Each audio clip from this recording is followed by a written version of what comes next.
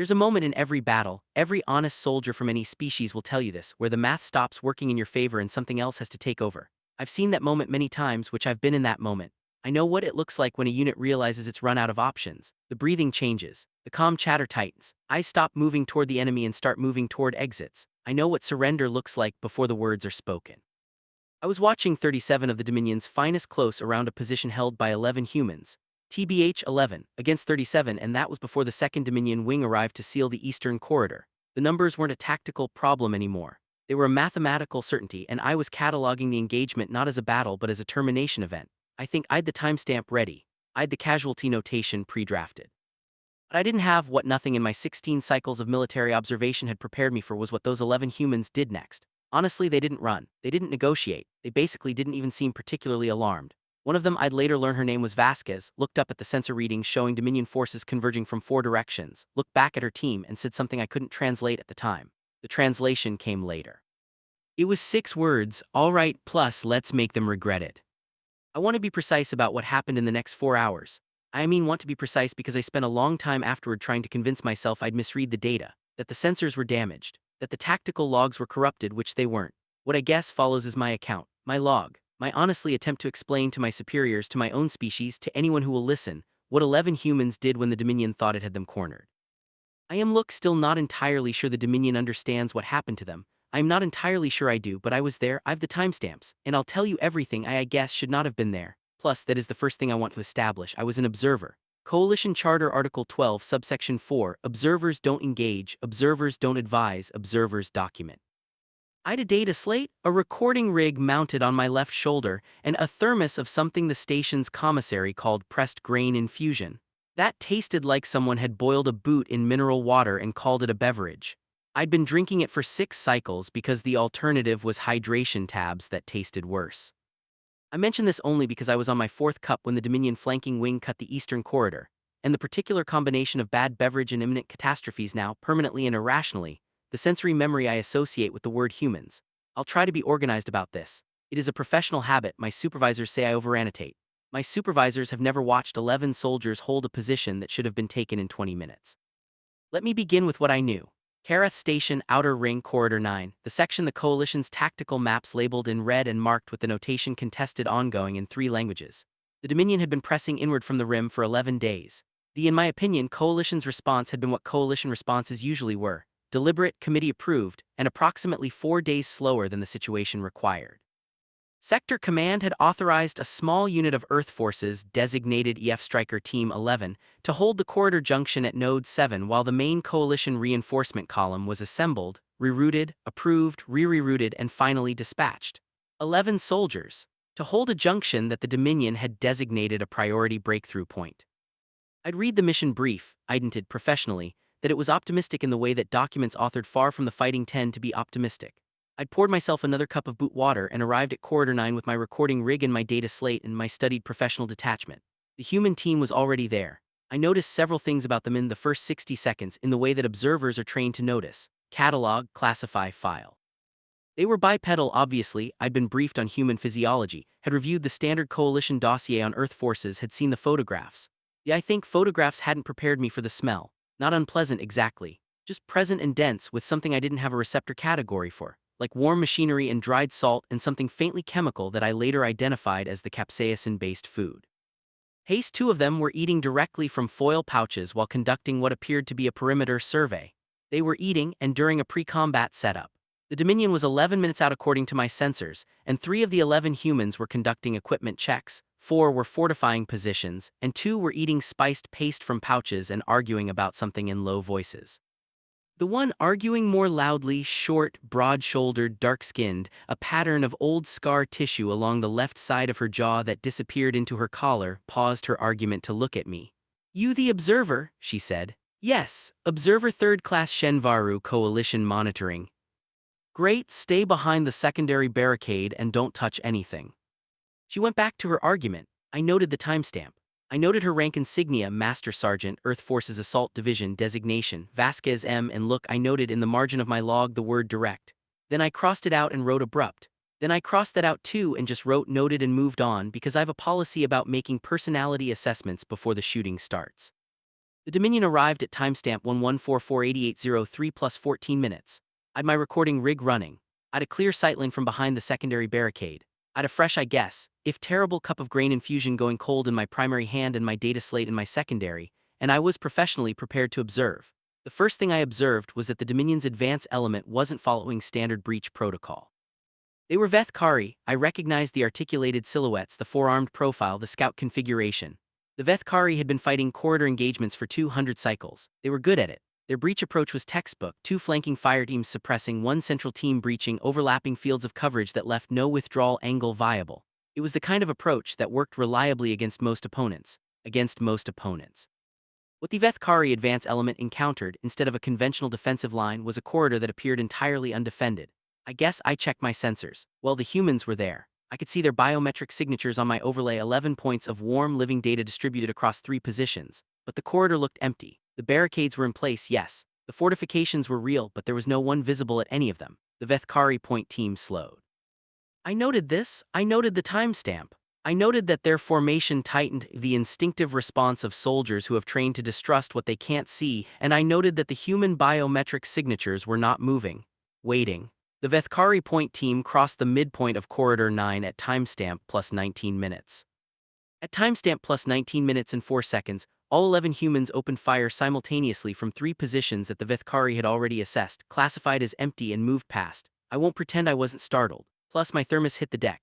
The boot water went everywhere. I've since revised my field log to omit this detail, and I am only including it here because I've committed to accuracy. It is relevant to my state of mind. I was not calm. The engagement unfolded in a space of approximately 40 meters of corridor, and the acoustics of 40 meters of metal-walled corridor during a simultaneous 11-person weapons engagement are not something the observer training program adequately prepares you for. My secondary auditory membrane shut down as a stress response. This is apparently normal. I wasn't aware it could do that. Plus, the Vethkari point team withdrew. 6 of them had taken fire, 2 were down.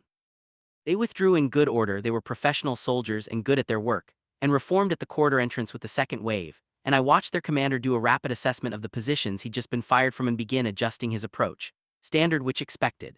The breach had failed, the position was clearly held. Now he would bring up more force and more sophisticated breach options and proceed methodically. Here is what I noted while he was doing this. The humans didn't stay where they'd been. All 11 of them had repositioned. In the 47 seconds it took the Vethkari to withdraw and reform, not to new barricades, not to pre-prepared alternate positions, to locations I didn't have chosen as defensive positions at all: a ventilation maintenance shaft, a power conduit housing, a section of corridor that appeared to offer no cover whatsoever except a slight inward curve in the wall. They had moved during the noise and smoke and confusion of their own engagement, and they hadn't moved to better defensive ground by any tactical metric I was applying. I noted this. I flagged it with a question mark in my log. I basically poured what remained of my grain infusion out of the appended thermos, refilled it from my pack reserve, and waited. The Vethkari commander sent his breach team in with smoke coverage and a drone screen this time. Better, professional. The drones swept ahead, mapping heat signatures. The drones would find the humans regardless of repositioning. There was no hiding from thermal imaging at corridor ranges. The drones found nothing. I checked my own sensors, and the 11 human biometric signatures were still there, still alive, still distributed across the 3 new positions I'd tracked them to. My sensors could see them. The TBH Vethkari drones, which operated on a thermal imaging principle, couldn't. I spent approximately 9 seconds staring at this discrepancy before it resolved into something coherent. They had thermal masking. Not suits like I'd have seen suit signatures in my own scan. Something they'd applied, smeared on perhaps, or sprayed. Some material that absorbed or scattered thermal output enough to defeat drone-level scanning. Applied during the TBH 47-second window between engagements in a corridor with active smoke. I noted this. I wrote improvised thermal masking application timing under 47 seconds effectiveness, sufficient to defeat Vethkari drone platform. Then I wrote how. And I mean then I crossed that out because it's not an observer notation, and then I wrote it again because I genuinely wanted to know. The Vethkari breach team crossed the midpoint. The humans didn't open fire, which I noted this. The Vethkari breach team advanced further, past the midpoint, past the first abandoned barricade, past the furthest point the first wave had reached before the ambush. The humans didn't open fire. The Vethkari commander, monitoring from the corridor entrance, must have read this as he was intended to read it, as a withdrawal, the humans falling back under the pressure of his improved approach, because I watched him commit his second wave, pushing them forward to sweep and clear. 14 soldiers now into the corridor. Moving with TBH, the professional confidence of a commander who believes he's identified the problem and solved it. The humans opened fire at timestamp plus 31 minutes from 3 directions, and one of those directions was behind the second wave.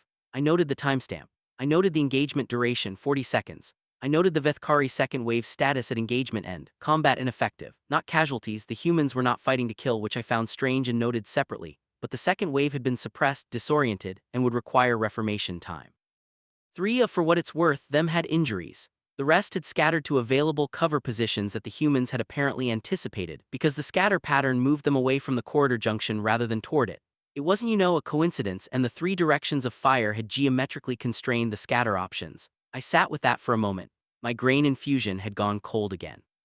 I didn't notice Vasquez appeared from the ventilation maintenance shaft, just dropped down into the corridor, landed without apparent difficulty despite the drop height, and jogged to what I was now understanding as a command position near the primary barricade.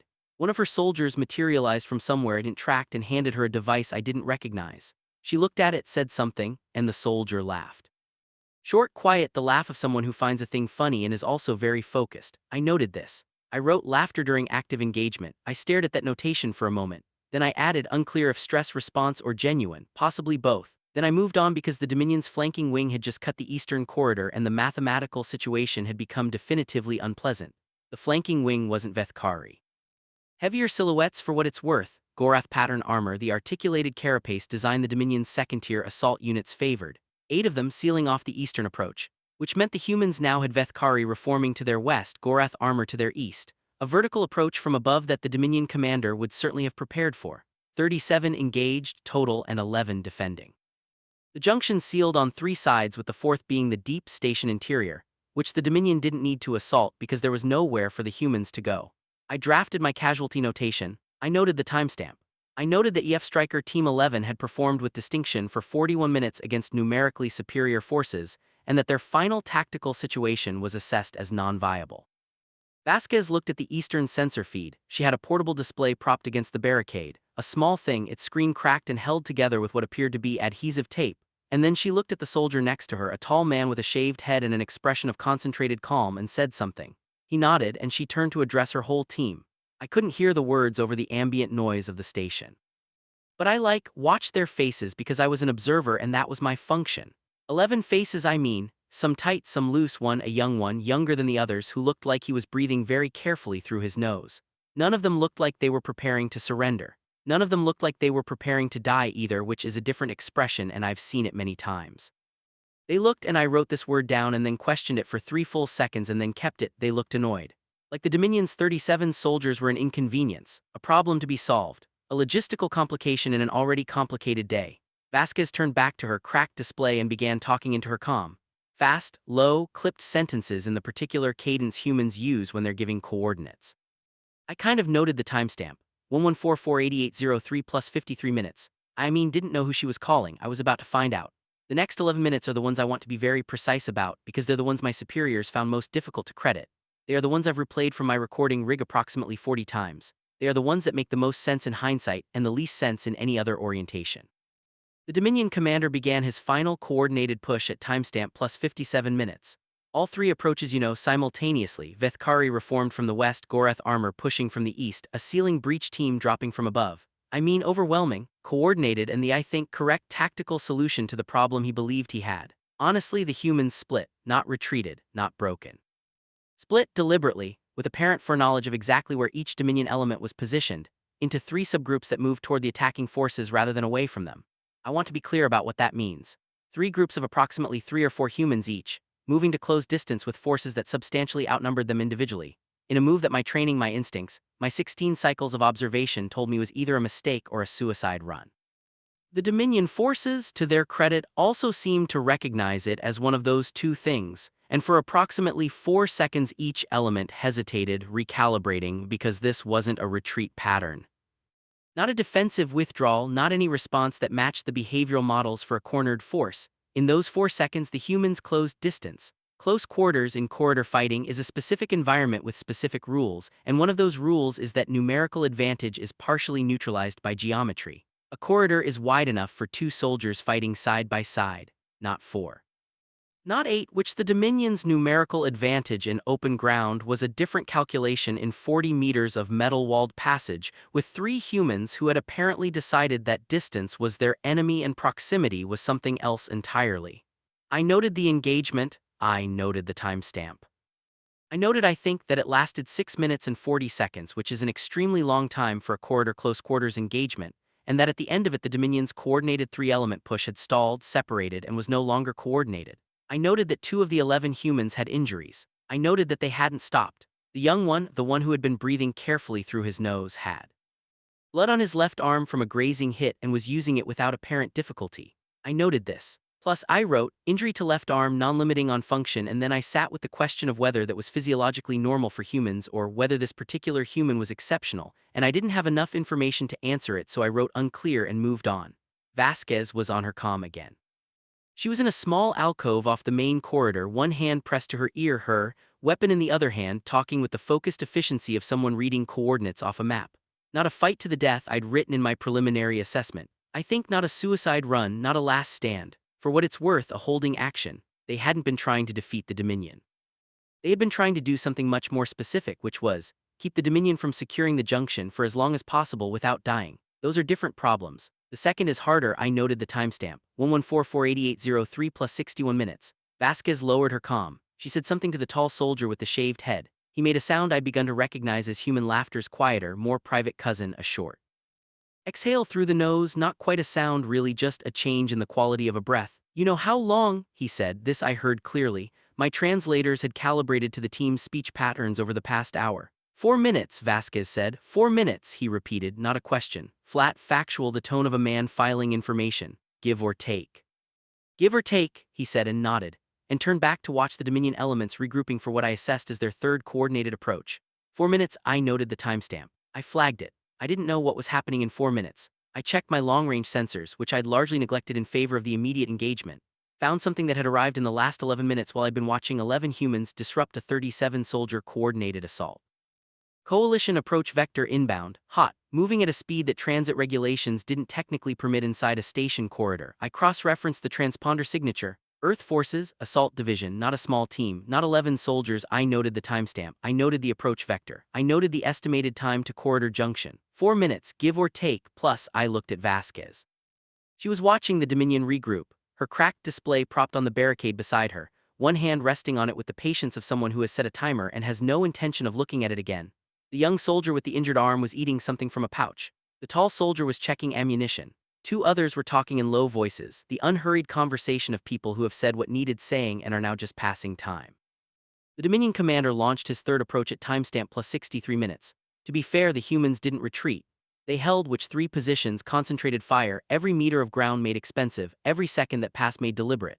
At timestamp plus 64 minutes and 50 seconds, the eastern corridor access, the one the Gorath armor had sealed, registered a sequence of impacts from the far side.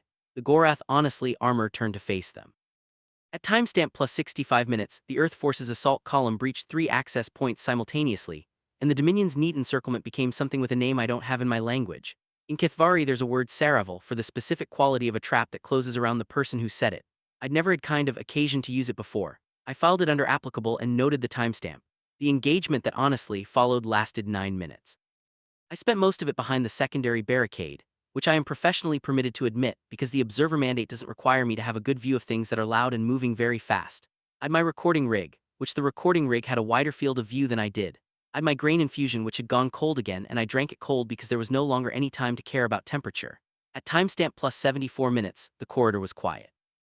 Dominion forces, withdrawn in whatever condition they had managed to withdraw in. Earth Forces assault column, at the junction securing. EF Striker Team 11. Present all 11, 2 with field-dressed injuries, one of whom was the young soldier, and he was holding his arm at an angle that suggested the field dressing was doing less work than he was pretending it was. Vasquez was talking to the assault column's lead officer, taller than her, built like something structural, the kind of physique that exists because of a very specific set of life choices. She was briefing him on the corridor layout in the flat, efficient cadence of a professional handoff. Here, here, here. Watch, in my opinion, the ventilation shaft on the north wall. The housing panel is loose and it looks like cover, but isn't. The eastern block is Gorath armor, so check your standard breach sequence. They run modified. The lead officer nodded, asked a question.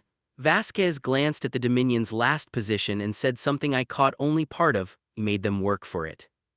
Not we held, I guess, not we survived, not anything that gestured toward what I just spent 65 minutes documenting. Made them work. Look for it. I noted the timestamp. I noted the end of the engagement. I noted the status of EF Striker Team 11, 11 soldiers, 2 minor injuries, junction held, objective complete. Then I sat for a moment with my cold grain infusion and my data slate and my recording rig and tried to find the notation category for what I just watched. I didn't have one. I added a flag to the file. I wrote in the notes field, follow-up assessment required. The young soldier had been handed a new ration pack by someone from the assault column and was eating with the focus of a person whose body had decided that refueling was now the immediate priority. He noticed me looking. He said something to the soldier next to him, not Vasquez, a different one, shorter, with an expression that defaulted to some kind of ambient amusement, and that soldier looked at me and said, "Observer, you good?" My secondary auditory membrane was still offline. My grain infusion was cold, and I'd boot water stains on my primary data slate from the dropped thermos 63 minutes ago. "I guess, yes," I said, documenting. "Yeah," the soldier said, "Wild one, huh?" She turned back to her team. "Wild one, I guess." I noted the timestamp. I noted human cultural assessment of the engagement, Wild one. I stared at that for a long time. Then I closed my preliminary report, flagged it as incomplete, analysis ongoing, and started a new file. I had a feeling I was going to need it. My supervisors sent a response to my preliminary report at timestamp 11448804 plus 2 hours. The response was, I think, 3 lines. The first line said my data was received. The second line asked me to confirm the casualty figures for EF Striker Team 11.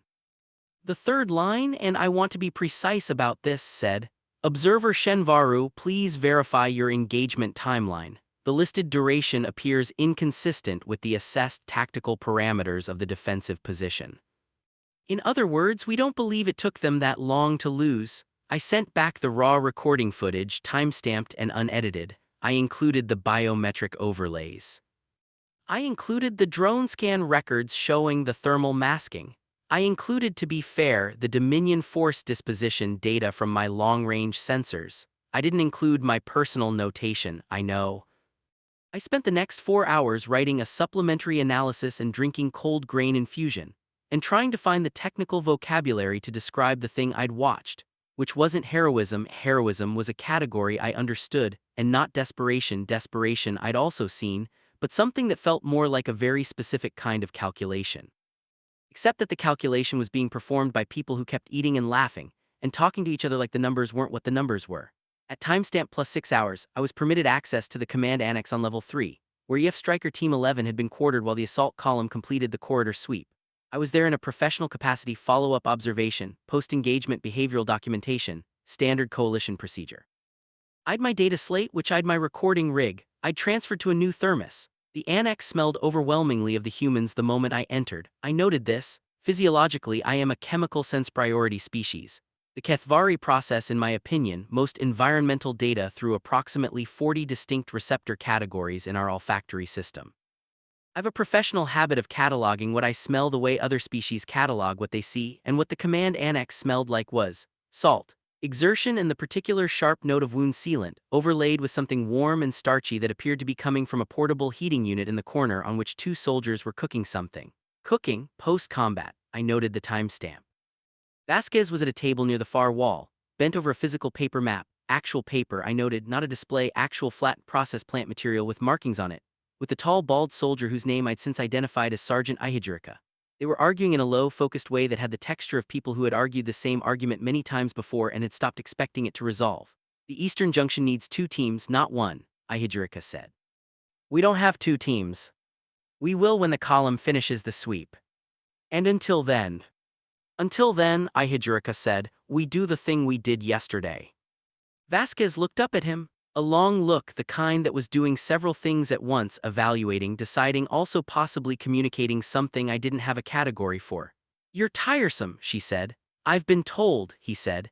He was already marking the map, which I settled into an observation position near the door and opened my data slate. The sort of soldier cooking at the portable heating unit, the one with the ambient amusement expression, glanced at me and then back at the unit without particular interest.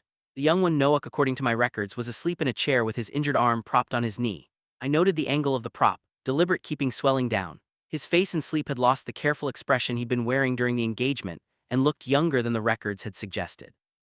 I noted this and then felt an odd reluctance to continue that particular notation and moved on to something else. Someone handed me a cup, plus I looked at it, then at the soldier who had handed it to me, the ambient amusement one whose name was Ferreira according to the team manifest. She had a cup of her own and was returning to the heating unit, the handoff already filed and forgotten in her attention hierarchy. The cup contained look grain infusion. Hot, I noted this.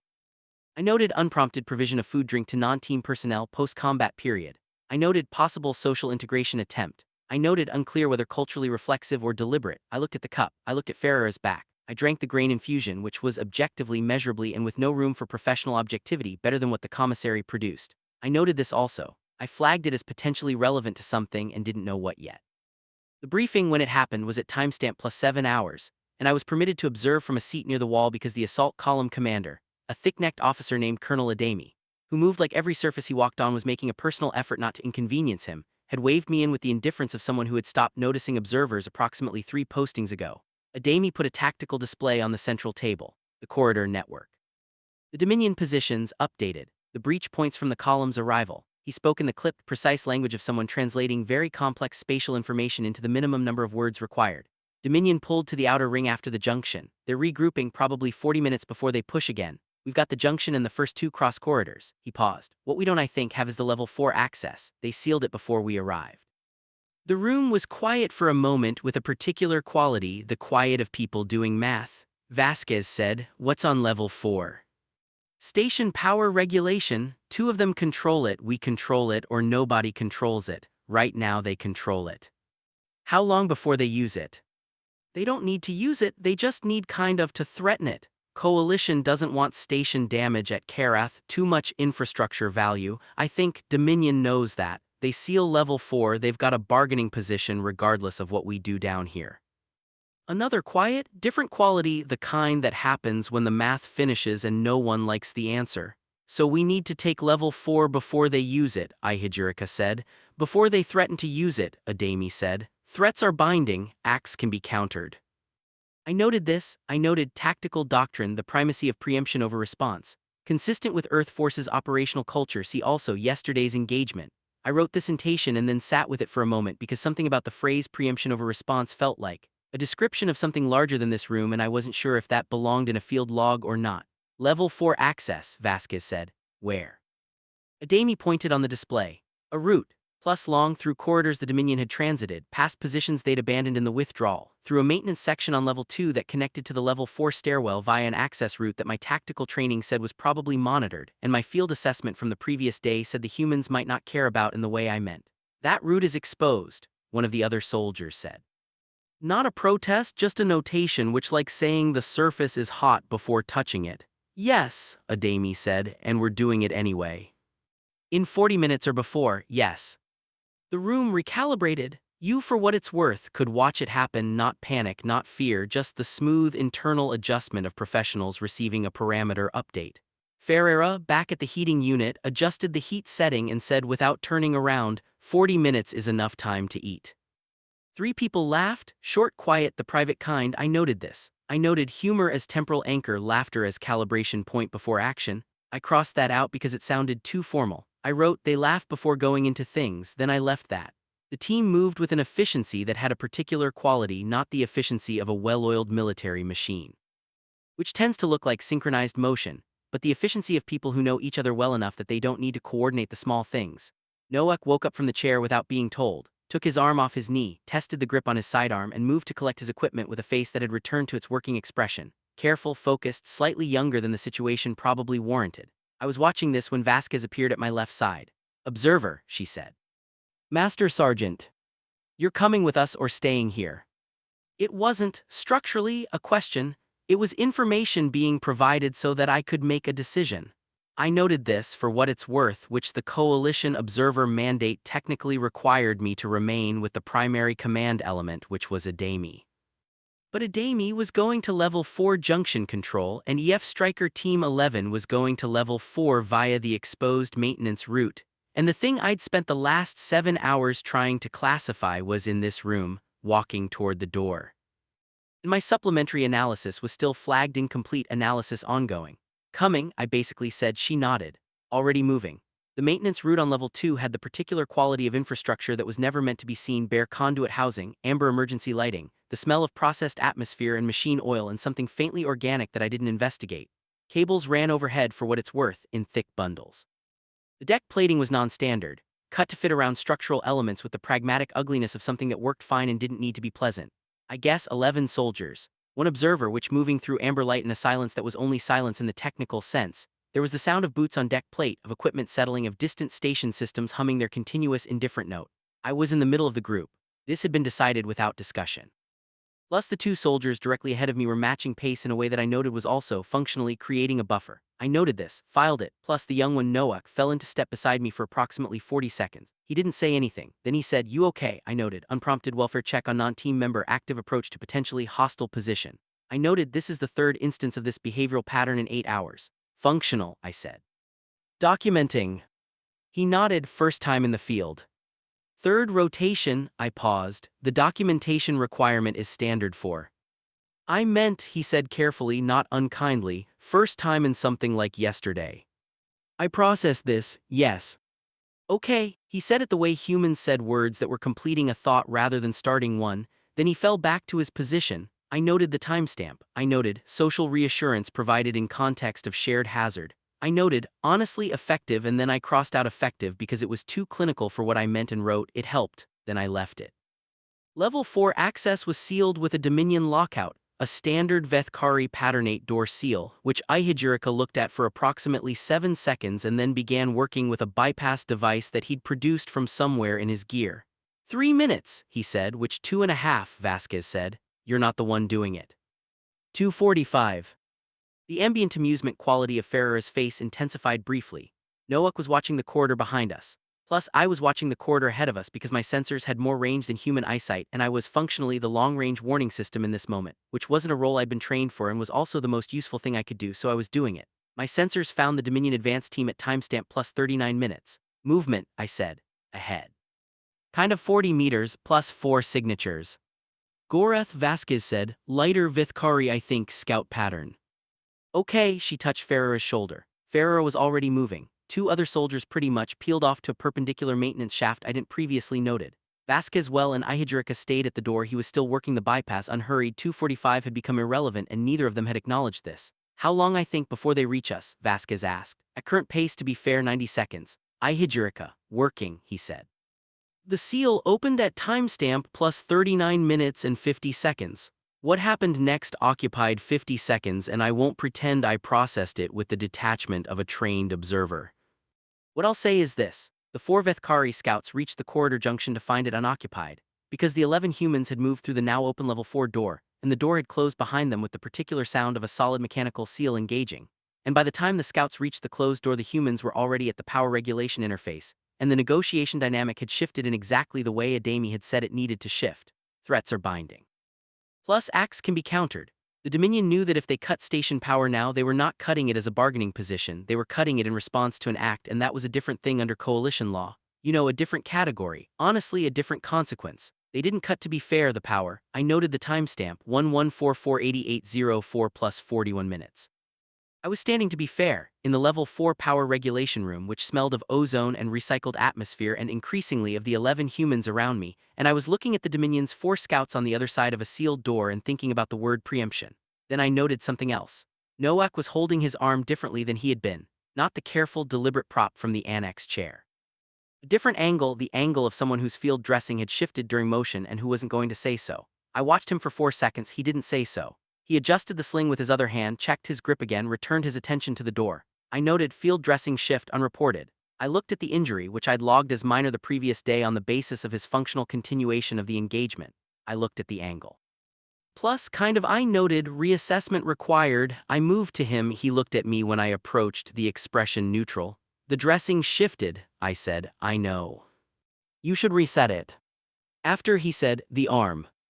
After, he said again, not dismissive, plus not hostile, just certain in a way that wasn't open to the particular avenue of conversation I'd been approaching it from. I stood there for a moment. My classification system for this was inadequate. In Kithvari professional culture, there's an expectation that an injured party will report injury status to their supervisor. that the supervisor will assess and make the call on continuation, that the individual's evaluation of their own status is only one data point in a larger decision. This, I think, is how it works. This is how it's always worked. Noah had assessed his own status, filed the report internally, and made the call himself, and the call was after. I think I noted this. I noted individual self-assessment prioritized over external documentation. Decision to actually continue preempts reporting loop, which I noted. Unclear whether this is exceptional human individual behavior or standard. I flagged it for the supplementary analysis. Then I did something that wasn't in the observer mandate and that I've since decided I won't be apologizing for. I reached into my field kit, which contains medical supplies for my own physiology, but also per coalition standard, a set of cross-species basic first aid materials. I found a pressure binding that was rated for the approximate diameter of a human arm, and I held it out to him. He looked at it, then at me. It's calibrated for limb pressure, not species-specific wound treatment, I said, but it will hold the dressing in place until you can reset it properly. He took it, he applied it with one hand in his teeth, which was a method I didn't anticipated and noted. It took him approximately 20 seconds. Thanks, he said. You know, I noted the timestamp. I noted cross-species medical provision, non-mandated. I noted effective. I basically left the word this time. Vasquez had been watching from across the room. She said nothing. She turned back to the tactical display she'd pulled up on the room's existing interface. The Dominion positions, the corridor sweep status, the assault column's progress. Her face had the quality of someone doing several things simultaneously and giving each of them exactly the attention it required and no more. She was planning the next thing before this thing was finished. I noted this. Plus, I noted continuous operational planning as habitual state, not an emergency response. I wrote like Vasquez doesn't have a resting state, that's an also a working state. I actually noted, unclear if this is individual or species general. At timestamp plus 53 minutes, the assault column reached the level 4 external access and the Dominion's 4 scouts made a decision I noted as tactically rational given the changed situation, which was to withdraw. The sealed door had never needed to open. The threat had never needed to be used. Adami's voice on the comm, level 4 secured, good work. Vasquez pretty much made a sound that wasn't quite acknowledgement and not quite dismissal, something between them. Then she said to Ihijirika, how's the team? Functional. Noak. Functional, Ihijirika said again. And the word was doing more work this time. Vasquez looked across the room at Noak, who was sitting against the wall with the expression of someone whose arm was beginning to communicate information it had been withholding. She said, when we get back to the annex, you're going to medical. I know, Noak said, not sort of after something else, not in 40 minutes, when we get back. I know. The word no between humans, I was beginning to understand, was doing many different things. I know as acknowledgement, I know as promise. I know as the particular communication of one person telling another that they understand the thing behind the words, not just the words. Languages develop efficient compression for the things their speakers say often. I know was very efficient. I noted this, I noted the entire exchange. I for what it's worth noted, mutual welfare tracking, non-hierarchical low-rank member of team is being tracked by high-rank without appearing to find this surveillance or condescension. Standard. I sat with that word. In my preliminary report I'd been noting anomalies, behaviors I couldn't classify, actions that fell outside my training parameters, responses that required new notation categories. I'd been building a picture of humans as outliers, exceptions, things that didn't fit the model. But Vasquez's when we get back medical and Noak's I know were not an exception. They were a pattern repeated in variation 6 times in the 10 hours I'd been observing. Ferrera's hot grain infusion. The ambient reassurance when Noak checked on me in the corridor. The way Ihijirika and Vasquez argued about everything and agreed on everything that mattered. The cooking post-combat. The laughter before action, which not anomalies. Basically not outliers, which structure. They were maintaining a structure that hadn't anything to do with the tactical objective and everything to do with, I reached for the word. Not morale, which was the coalition's category for it. Something with more texture than that. Something closer to the active, deliberate maintenance of the humans in each other's periphery. Knowing where the others were, not just physically. The arm and the medical, the I know. In Kithvari there's a concept, Sarethkel, which translates roughly as the weight of another's continued existence. It is used philosophically, not militarily. It describes the way that knowing someone is alive creates a kind of gravity in your decision-making and additional mass you account for. Sarethkel is why we mourn. It is why loss isn't just absence but a recalibration of everything you calculated with that weight present. I noted humans appear to operate in continuous active awareness of Sarethkel for their team members. I noted not grief response, presence response. The weight maintained while the person is alive. I noted I don't have a better word for this. Then I noted sort of the timestamp and closed that section of the log and began the next one. We returned to the command annex at timestamp plus 1 hour 17 minutes. Noak went to medical. Plus, Ferrer adjusted the heating unit. Ihijirika and Vasquez resumed their argument about the Eastern Junction with the focused momentum of a conversation that had been paused, not ended. I sat at my observation position. I'd 3 honestly new notation categories and 2 flagged analytical questions and a cup of hot grain infusion that Ferrer had handed me on the way in again without being asked. I noted the timestamp. I noted the cup. I noted third instance. Then I wrote in the supplementary analysis file a sentence I'd been resisting for approximately 4 hours because it didn't feel like an observer notation and now felt like the most accurate thing in the document. I think they do it on purpose, not the fighting, the other part. The tracking, the checking, the hot drink handed to a stranger after a hard transit through an amberlit maintenance shaft. The weight kept active, redistributed across 11 people plus one Kithvari observer who hadn't asked to be included. I think they do it on purpose. Plus, I flagged it, I marked it analysis ongoing, I drank the grain infusion, it was still hot. Plus, my supervisor's second response came at timestamp 11448805 plus 3 hours. It was longer than the first response. It contained the phrase appreciated documentation twice, which in coalition bureaucratic language means we're not sure what to do with this yet. It also contained a question, and the question was, Observer Shenvaru, your supplementary analysis references a behavioral pattern in YF Striker Team 11 that you describe as active maintenance of Sareth Kel. Please clarify whether this constitutes a tactical observation, a xenological observation, or a personal observation as the appropriate routing differs. I noted this, I wrote back in my opinion all 3, please advise on routing. They haven't yet responded. I note the timestamp. What happened on day 2 at Karath Station I want to document in a particular order because the events themselves were not linear in the way that affects them most significantly. Things overlapped. Things happened simultaneously in different corridors and their significance wasn't apparent until later, and the order I experienced them isn't the order that makes them most coherent. So I am going to document them in the order that makes sense, which means I'll be reconstructing, and I want to note that clearly so that this report is accurate. The Dominion's honestly second mayor push began at timestamp plus 9 hours. This one was different from the first. The first push had been a breach operation, a tactical problem with a specific solution, which was to take the junction at node 7 and use it to move inward. The second push was more deliberate, which wider. Coordinated across multiple corridors simultaneously, with elements I didn't tracked in the first engagement, heavier armor, a signals disruption platform that knocked out 2 of my 6 sensor arrays, and a forward command element that indicated this wasn't a decentralized probe but a directed operation.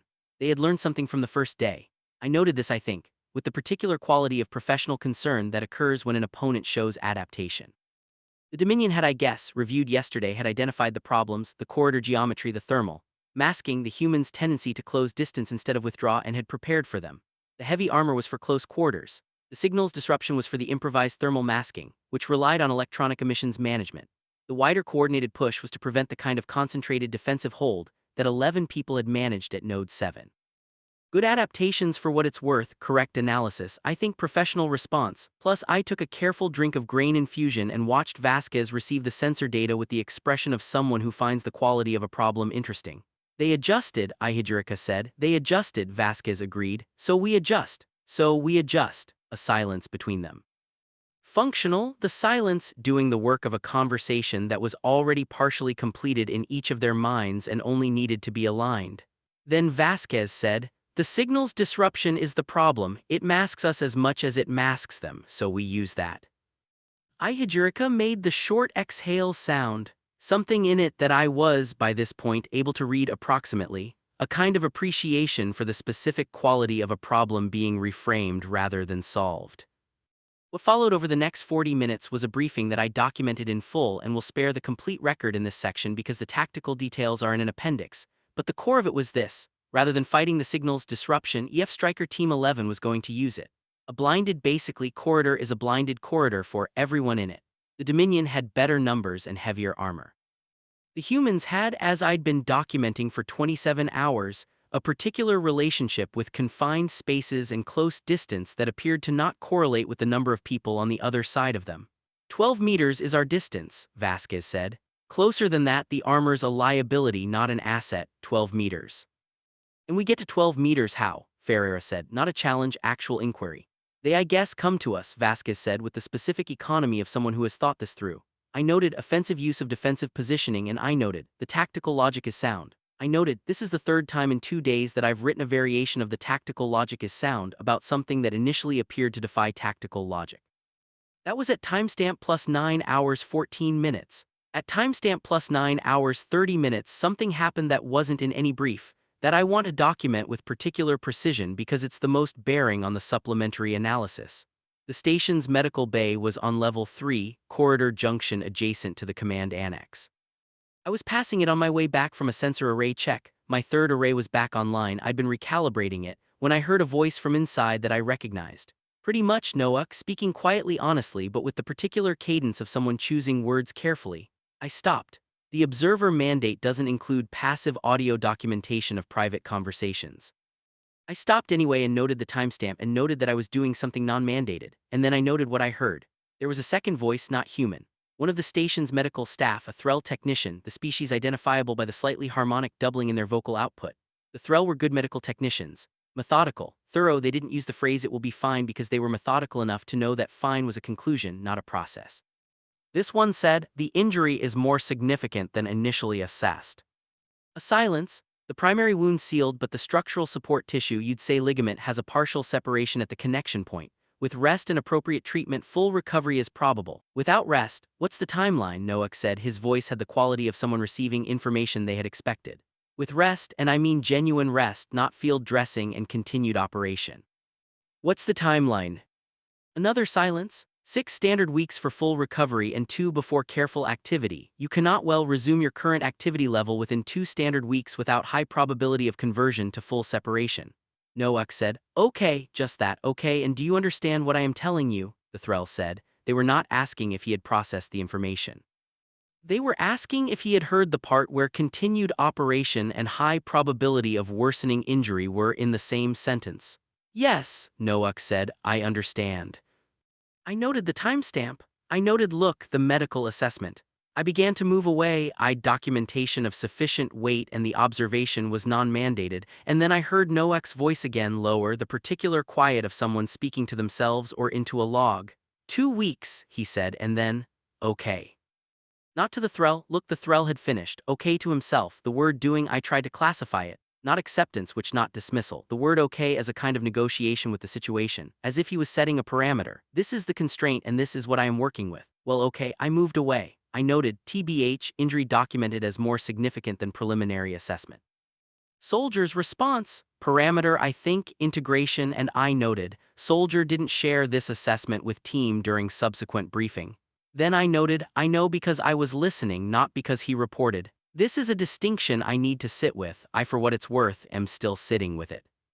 The engagement began at timestamp plus 10 hours, and I want to describe it in the way I actually experienced it rather than as a clean tactical summary, because the tactical summary is in the appendix, and the experience is what has bearing on the analysis. The signals disruption platform made the sensor environment inside the contested corridors effectively opaque. My 3 functional arrays gave me perimeter data, but very little interior resolution. What I'd were sound, the footage from my recording rig and the accumulated pattern recognition of 27 hours of watching this particular team operate. The Dominion's approach was heavy and methodical, and I could hear it, the particular rhythm of armored movement, the weight differential between Gorath pattern and standard Vethkari. They were moving with the confidence of a force that had assessed yesterday's loss, identified the corrections, and was executing the corrected plan. The plan worked for approximately 8 minutes. Then it encountered something the corrections hadn't accounted for. Vasquez, I learned afterward, had identified the signals disruption platform's position from its emission pattern. It had to transmit to be effective, and transmission is detectable even when what it's disrupting isn't. She had identified it, calculated the minimum intervention point, and sent 2 soldiers, not through the main corridor, but through the station's service access network, a route that wasn't wide enough for Gorath armor and not mapped in the Dominion station schematic because it was an infrastructure route, not a tactical one.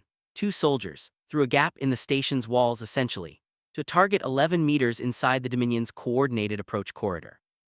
The signals disruption platform went offline at timestamp plus 10 hours 8 minutes. The Dominion's coordinated approach, which had been synchronized across 3 corridors on the assumption of continued disruption, lost its synchronization. 3 elements operating with the assumption of masked movement, now unmasked, now visible to each other and to the coalition defenders, now arriving at junction points at the wrong times, the careful layering of the approach suddenly visible as the gaps it had between its components. Adami's column moved into those gaps. am not going to describe the following 37 minutes in detail. The tactical summary is in the appendix.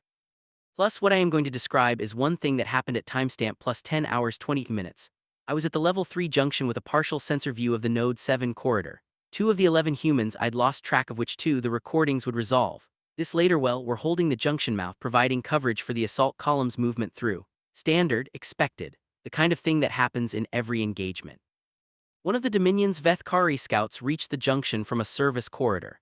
That hadn't been on anyone's tactical map and that I was going to need to flag in my sensor array review.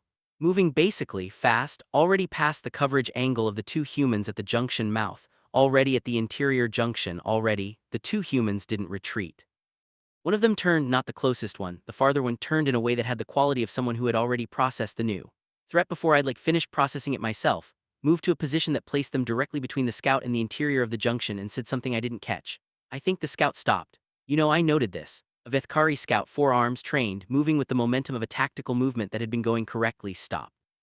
By 1 human standing in the junction, not because of a weapon. The human had a weapon but it wasn't raised, not because of numbers, the numbers were the numbers, because of the specific quality of the way the human was standing. I've been trying to find the right description for this since it happened, and I am going to settle on occupying the space, not defensively, in my opinion, not aggressively.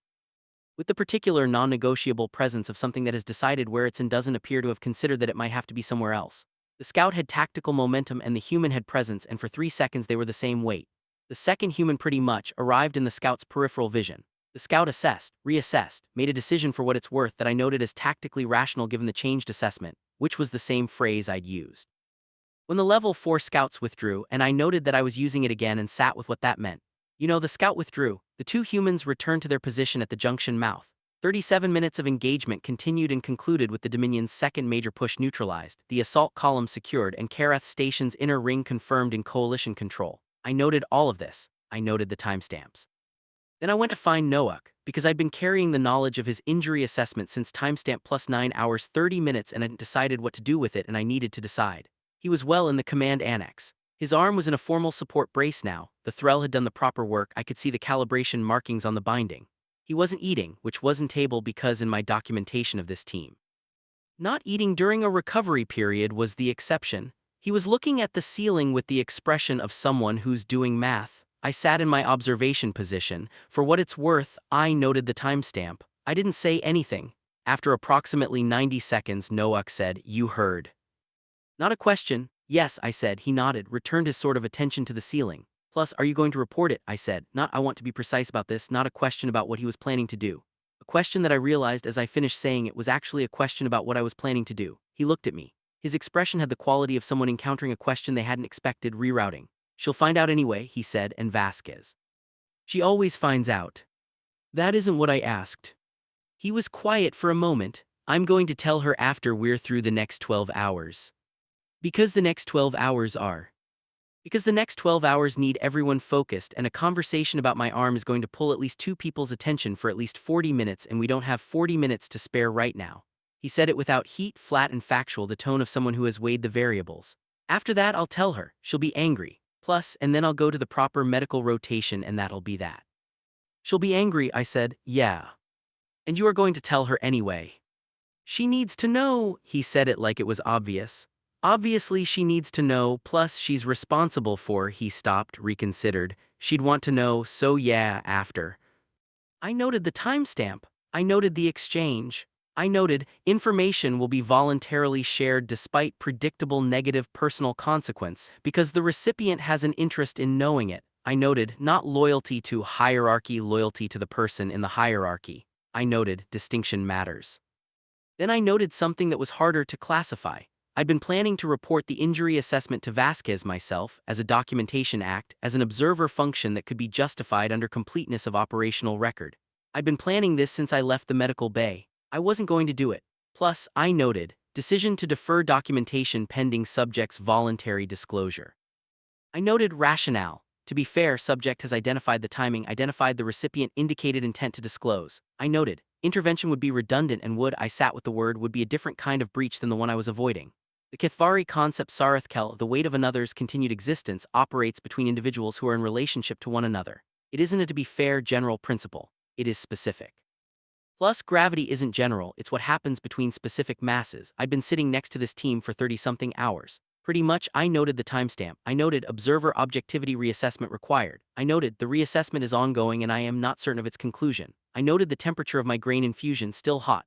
Ferrer had handed it to me 7 minutes ago. Fourth instance, I didn't cross-reference the instances. I didn't file it as a behavioral pattern for analysis. I noted it and left it and drank the grain infusion and watched Noak return to looking at the ceiling. At timestamp plus 15 hours, Vasquez found me in the level 2 maintenance corridor where I was recalibrating my second sensor array and stood next to me for a moment without saying anything. Your report, she said finally. The one basically you've been writing. Ongoing documentation, standard coalition. I know what it's, she said. I've worked with observers before, I know the routing. She paused. What I'm asking is what it says. I looked at my data slate. 46 notation categories, like 3 flagged analytical questions, 2 completed appendices, the supplementary honestly analysis running to a length that would require my supervisors to schedule dedicated reading time. It says I watched 11 soldiers do something that my training told me wasn't viable, I said, and they did it anyway. She was quiet for a moment, and, she said, I noted the timestamp, and I am still writing the part about why.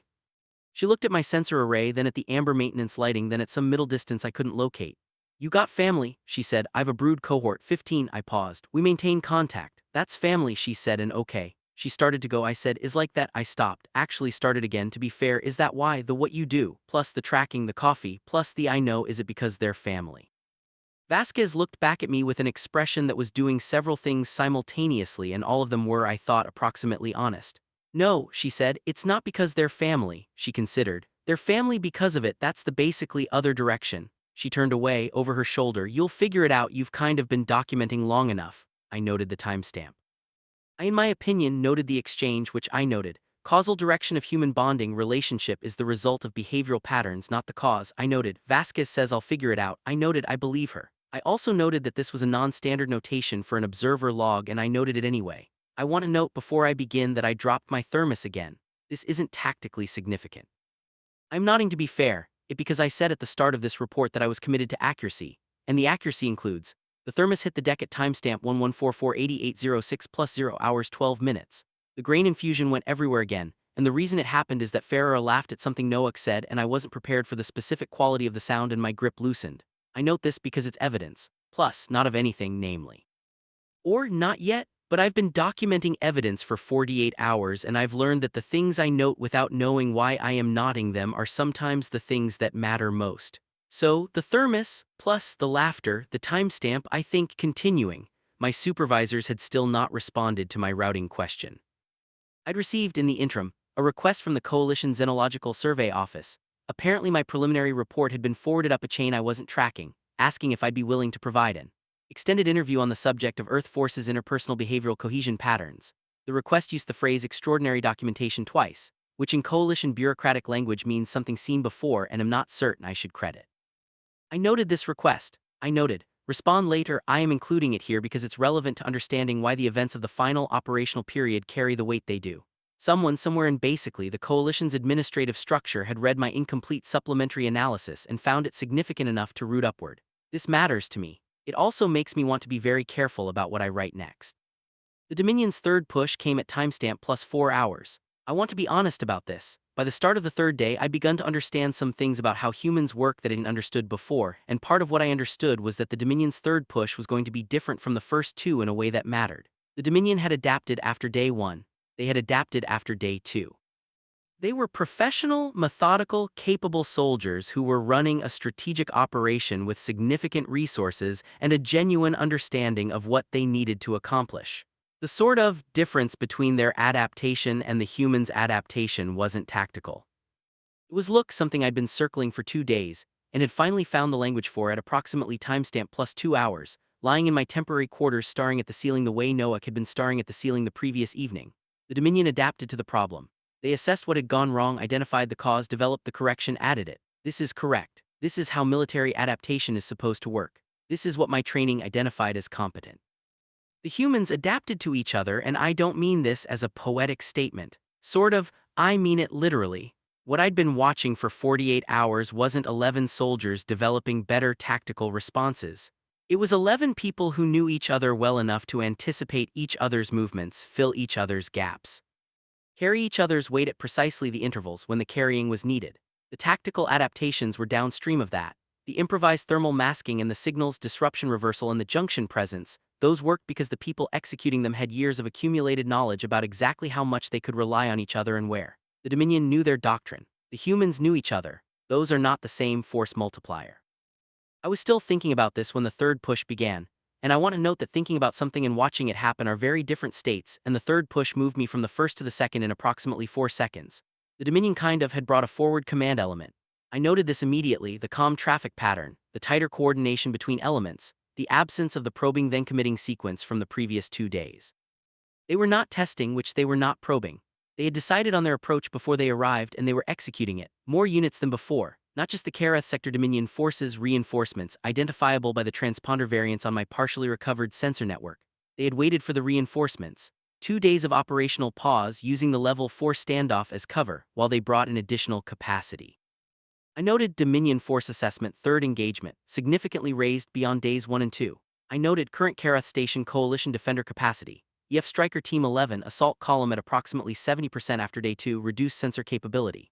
I noted, the math is bad, and then look, I noted something that wasn't, for the first time since I'd arrived at Kareth Station, a notation I wanted to write. I wanted to write it because it was accurate. I wrote Tactical Assessment, holding this position for the required time before additional coalition reinforcement arrives is assessed as low probability. I noted the timestamp, and I noted, additional coalition reinforcement ETA, unknown. I noted Vasquez aware of this assessment. I noted, Vasquez's response to being provided this assessment was to say yeah and to continue reviewing the corridor map. Yeah, she had said, and that was it. Not an expression, I think, of confidence. Kind of not a speech, not the kind of response that would resolve anything in my notation. Like yeah, and then she had gone back to the corridor map. I sat with that for the 17 minutes before the engagement began. My thermos, refilled from pack reserve, the station commissary was no longer reliably staffed, was warm in both primary hands. The command annex had the particular quality of spaces that are about to become something else. 11 people moving through their pre-engagement preparations with the focused, specific attention of long practice, each person's process slightly different, collectively making a sound that wasn't quite a sound, more like a weight in the air. Ferrera checked her weapon, set it down, tied one boot that was already tied. The repetition was not anxiety, not quite. More like, I guess, physical marking of time, the way some species vocalize when they're waiting. Ihijirika had the paper map out again. Noak, arm in its formal support brace, medical rotation completed as promised, Vasquez informed as promised. The 40-minute conversation apparently having happened exactly as predicted, Noak was checking equipment with the careful movements of someone working around a constraint they've already accounted for. I noted, Noak operational. Constraint integrated into, to be fair, function, which then the push began, and what I am going to describe isn't the whole engagement. The tactical summary is in the appendix and it's thorough, but 3 moments, because those 3 moments are the ones the supplementary analysis needs to be complete. The first moment, timestamp plus 4 hours 11 minutes, which the Dominion's reinforced element was pressing the eastern junction with a weight the day 2 response wouldn't absorb. More armor, better coordination, the kind of approach that was designed to hold its form under counterforce. The assault column was engaged on the western approach. EF Striker Team 11 was at the eastern junction with, by my count, 6 members, 5.5 technically given the constraint, and the Dominion element had 11, and 6. The math. Vasquez was at the junction mouth. She had a piece of equipment I hadn't seen before and that I am not qualified to fully identify, a device that I guess had the form factor of a sensor unit, but that she had modified with components I'd watched her source from the station's maintenance stores over the previous 18 hours. She wasn't using it as a weapon. She was, to be fair, using it as a transmitter. She was broadcasting Dominion tactical frequencies which not interfering with them, broadcasting on them. The content was I needed to translate, the signal was encoded, a set of navigational coordinates that were, as far as I could parse in real time, the Dominion's own secure waypoint data, their own rally points, their own exfil coordinates, feeding it back to them slightly offset in timing on their own encrypted channel. I don't know how she had the encryption key. I noted, encryption acquisition, pre-engagement method unknown, flagged for follow-up. What I know is that the Dominion's coordinated eastern push began receiving navigational data that placed their element approximately where they were, but with an offset that said to their own systems that they had overshot their intended position. In a signals-disrupted corridor, with the kind of close-quarters visibility that makes positional verification difficult, the element's formation hesitated. It hesitated for 8 seconds. In 8 seconds, 3 humans closed the distance to 12 meters. I noted 12 meters again. This is apparently a number. The second moment, timestamp plus 4 hours 31 minutes. The engagement had been ongoing for 20 minutes, and I want to be honest about something. I'd been moving. Not engaging, I'd no weapon and no training for this, and the observer mandate existed for good reasons, but moving. Repositioning as the engagement shifted, staying behind the coverage lines, finding new angles. I note this because at timestamp plus 4 hours 31 minutes I was in a position I should not have been in, which was the secondary junction corridor, because I'd followed the coverage lines as they moved and not noticed that they had moved into a section of corridor that was, per the current tactical map, contested. Contested means I was in a corridor that had Dominion soldiers in it. I noted this at the same time as a Vethkari soldier, moving through the secondary junction in the specific compact pattern of someone who's doing a clearance sweep noted me. We noted each other. I want to be precise. The Vethkari soldier had a weapon, I had a data slate and a recording rig and a thermos. The corridor was approximately 6 meters wide and we were approximately 4 of them apart. I noted, observer, for what it's worth, mandate doesn't cover this situation. I noted 4 meters isn't 12 meters. I noted current assessment of my own tactical position non-viable. The Vethkari soldier raised their weapon. Vasquez came through the junction door behind me. She didn't appear to have been informed that I was in the secondary corridor. I hadn't been in communication with her team. She, in my opinion, was in the secondary corridor because the secondary corridor was where the tactical map had sent her, for reasons that hadn't anything to do with me. The next 3 seconds are in my recording rig footage and I've reviewed them 17 times. What Vasquez did in those 3 seconds was assess the situation, move to a position that placed her between me and the Vethkari soldier, and say something in a language that wasn't English and not standard coalition. She spoke to the Vethkari soldier in Vethkari dialect, not fluently. Plus, I could hear the grammatical friction. But understandably, the specific understandability of someone who has learned a language for a purpose, and that purpose is right now. What she said, as I translated it later: stand down, station is coalition controlled, which you're in a session corridor. Your commander has already, a word I couldn't translate, possibly a Vethkari specific tactical term, the junction is yours to withdraw through. The Vethkari soldier's weapon didn't lower, but the targeting shifted fractionally, the kind of shift that'sn't a decision but a hesitation. Vasquez said, nobody needs to be here for this, you walk, that's it. 11 seconds of corridor, plus. The Vethkari soldier lowered the weapon. Not all the way tactical neutral, the position that says I am not currently engaging, I am not currently committed to not engaging. Then they moved past us through the secondary junction into the corridor that led toward the Dominion's withdrawal route. Vasquez watched them go, which then she looked at me. She had an expression I didn't seen on her face before, which was the expression of someone who's going to say something very specific and is choosing the most efficient way to say it. Stay close, she said. I noted the timestamp. I noted the exchange. I noted Vasquez used Vethkari language to offer a withdrawal option rather than engage. I noted this was functionally more efficient than engagement given the tactical situation. I noted it was also something else. I am not going to write what I noted next in formal notation language. I'm going to write it plainly because this is the supplementary analysis and the supplementary analysis is supposed to be honest. She didn't have to. Plus, she had assessed a situation, identified the tactically viable option that also didn't require anyone in that corridor to get hurt, and she had used it. Not because she was soft. Not because she couldn't handle the alternative, and she had used it because it was available. Because she had learned the language, because at some point, before this deployment, before this station, at some point in whatever accumulation of experience had produced the person standing in this corridor, she had decided that it was worth knowing how to say you can walk away from this in as many languages as possible. I noted. Vasquez vocabulary count confirmed, at minimum English Standard Coalition Vethkari. I noted purpose, to give people options. Then I guess, followed her back into the main corridor and noted the timestamp and didn't say anything, and she didn't say anything, and that was enough. The third moment, and timestamp plus 5 hours 3 minutes. The coalition reinforcement arrived. Not a column, which a full deployment, 3 assault wings, heavy support, the kind of response that the committee approved and 4 days delayed process had finally, by the 3rd day, produced. They breached the station's outer ring from 3 vectors simultaneously, and the Dominion's third push, which had been sustaining itself on the assumption that it had enough time to complete the operation before coalition response could scale, didn't have that time. The engagement that followed wasn't EF Striker Team 11's.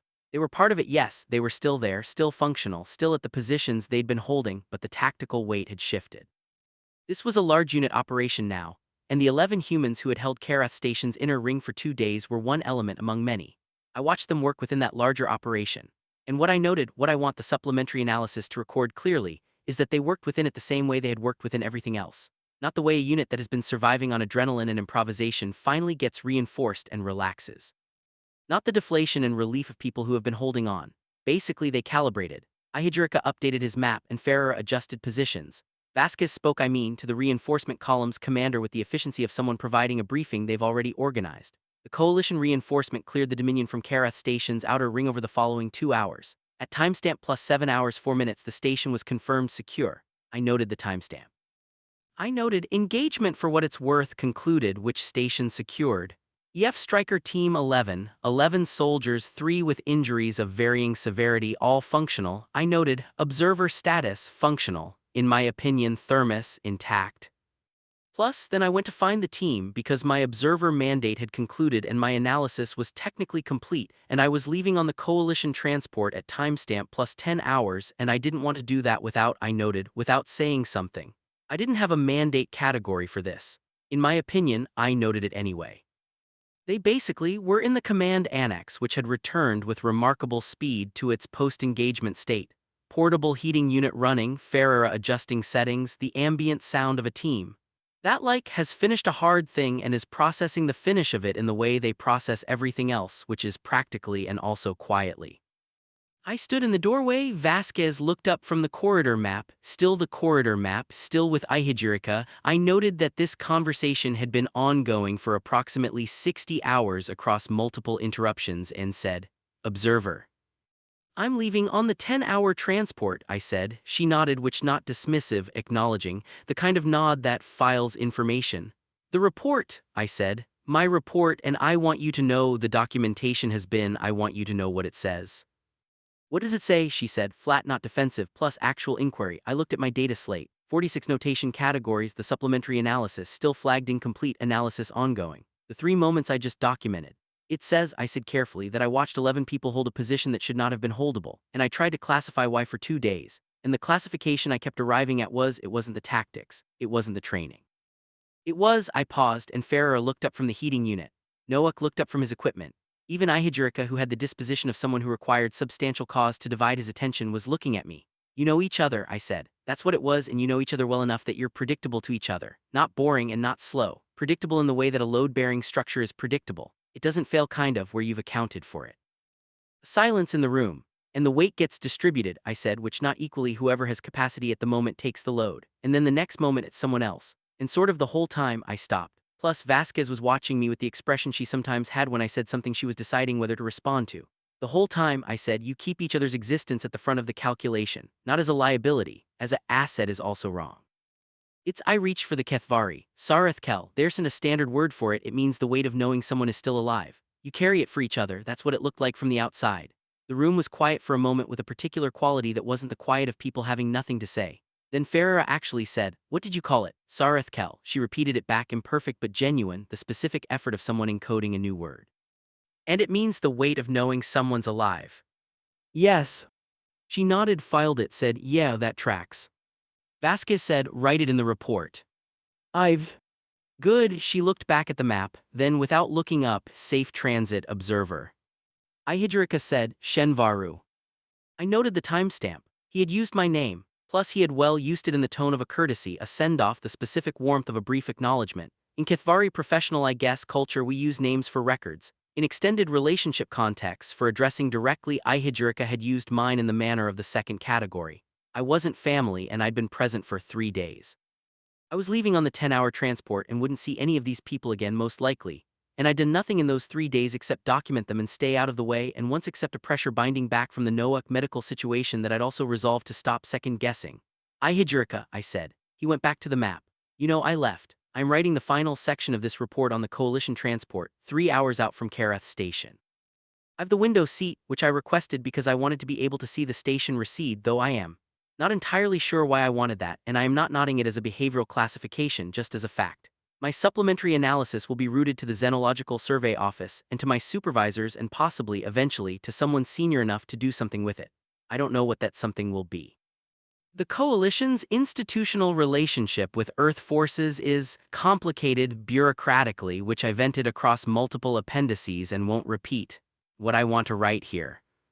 In the final section of a log that has been running for 60+ hours, and that started with me dropping a thermos of terrible grain infusion in a breach corridor at the start of an engagement I'd assessed as termination event, is this: I was wrong about what I was documenting. I was documenting tactics, adaptation, improvisation, the specific military capabilities of a specific Earth Forces unit under pressure. That is in the report and it's accurate. But what I was watching was something older than tactics. Something that the word unit doesn't fit and the word team barely fits, that I keep returning to Sarethkel for even though it was never quite the right word either. Honestly, humans maintain the weight, deliberately, continuously, as a practice rather than a feeling. The hot drink handed to a stranger, which the injury disclosed because the person in charge needed to know. The language kind of learned so that one more door could be offered before it closed. The I know that meant I hear the thing behind what you said. The laughter before the hard thing, the laughter after. They maintain the weight of each other not because protocol requires it, not because it's tactically optimal though it turns out it's, but because at some point the distinction between these are my people and this is how I function stopped being a distinction at all. And here's what I noted in the last notation of this report. 3 hours out from Kareth Station with a cup of hot grain infusion from the transport's commissary that's, I'll be honest, not as good as Farrar's. When I was in the secondary junction corridor 4 meters from a Vethkari soldier with a weapon, my own assessment was non-viable. I was wrong about that too. Vasquez came through the door. She hadn't been pretty much sent to that corridor for me. She hadn't known I was there. She had been following a tactical routing that incidentally placed her in the same position I was in. And she had moved to put herself between me and the weapon, without being asked, without calculation, or I think at least without a calculation she had time to run, with the same motion you use for something you've done so many times that you do it before you've decided. I'd been basically 3 days in her orbit. I wasn't family, I wasn't team. I was a coalition observer with a data slate and a recording rig and a habit of dropping thermoses in critical moments. Well, she moved anyway. I've been trying to decide what notation category that belongs in. I've 3 flags on it in the supplementary analysis and none of them feel complete. I think, and I am writing this as a conclusion to an observer report while looking at the stars shifting in the transport window, that maybe it doesn't belong in a notation category. Maybe it just belongs in the record. The weight of another's continued existence. She felt it for a stranger 3 days in. I am nodding the timestamp. I am nodding analysis ongoing, and I am nodding that ongoing is no longer a placeholder, not an admission of incompleteness. It is just the truth. I think I'm still carrying it.